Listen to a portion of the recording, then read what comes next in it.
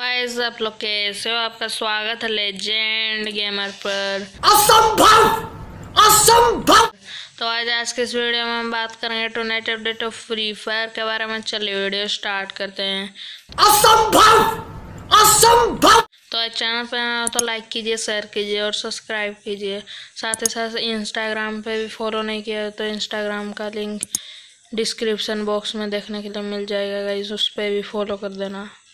और अभी तो रुको, क्लाइमैक्स अभी बाकी है। गाइस हम लोग आज के टुनाइट अपडेट के सर्वर में अभी चेकआउट करते हैं। शाम 12 बजे के बाद में कौन सा न्यू इवेंट देखने के लिए मिलेगा।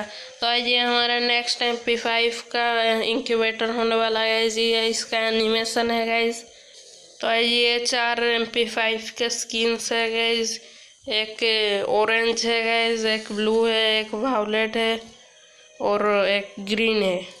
बाकी आपको और कुछ भी नया देखने के लिए नहीं मिलेगा। चैनल पे आओ तो लाइक कीजिए, शेयर कीजिए और सब्सक्राइब कीजिए।